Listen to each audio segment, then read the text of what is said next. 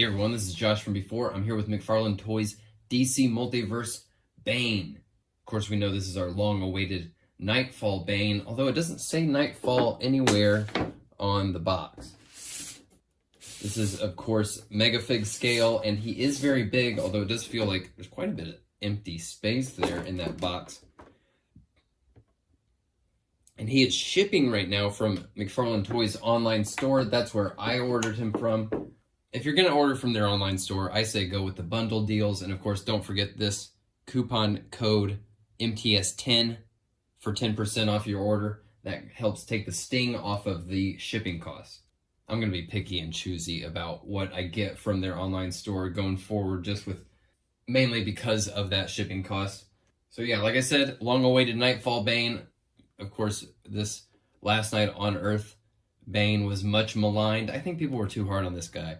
I think he mostly rocks. But of course, this is the one we really want if we want to put together that true rogues gallery. Let's get him out of the box, right? All right, just pulled him out of the box. He feels really great, smells good, of course. I think this is gonna be pretty fun. Now, by the time I'm posting this video, we're gonna be in the last 24 hours of my comic book Kickstarter. We're nearing the home stretch, but the story is not over yet. Jump over there while there's still time. We're gonna be live streaming tomorrow and watching the countdown tick down to 0.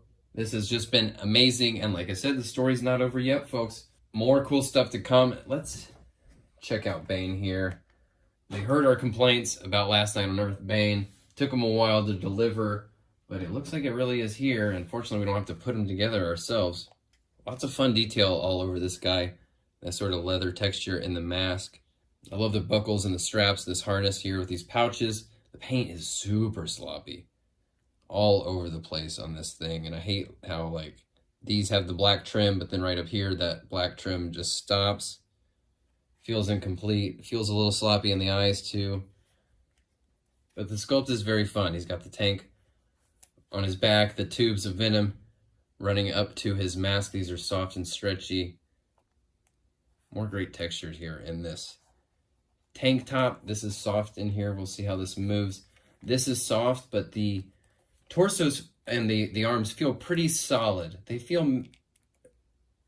a lot better than Clayface's arms, for example, that had that hollow, brittle feel. He doesn't have the bicep rotator cuff sort of movement in the arms, and he doesn't have bicep joints either, which that's awfully disappointing. That's going to inhibit the fun factor for me a bit. They do get up to a full T, though. They feel very expressive, especially with his hands. I think it is a bit of a crime that these are the only hands that we get are these sort of gesture hands, but I do really like the gestury of them. So he's got these single elbows that are okay. I like how this tube is bendy.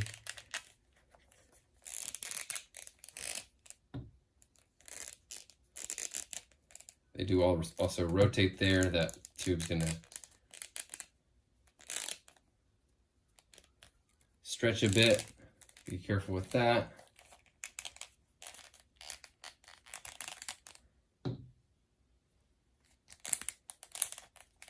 I like the gesture hands because they could be like, come here, trying to grapple you. While you little. You can get the hands to touch in the middle, which I'm a big fan of. And I mention that a lot when the figures have big arms. I want them to be able to kind of do this. Something, whether it's like cracking their knuckles or just kind of, you know, they're like, I'm about to pummel you, or he's, yeah. But he's not going to get to like hands on his hips, which is really unfortunate. And I'd really love him to even be able to, like, you know, grab these straps here, sort of the way, you know, Tom Hardy BANE would move. Hinges at the wrist that tuck up into the skin, which is kind of odd. Feels like a weird choice to have no cuff on that glove.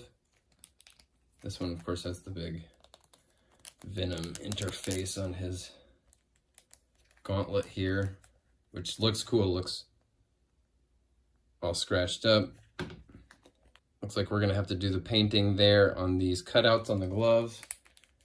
And when I first got this guy out, I was like, wait a minute, does he not even have a waist? It looks so tight and smooth right there where these meet. You would almost not even know that there's a waist there. There's definitely not a forward crunch there.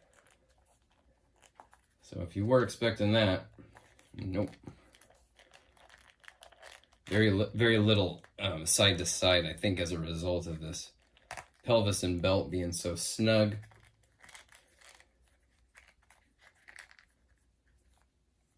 Pretty good kicks though, which is going to be good. We're of course going to want to use this guy to be breaking the bat. Well, he could also be a ballerina. These double knees are really excellent, and not only do they work perfectly, they don't look too bad from the front. It does feel like this square patchy thing on the front when his knees aren't bent. It sits a little unusual.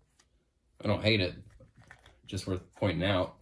But yeah, this looks a lot better than some of the big, harsh, deep cuts that we've been seeing lately.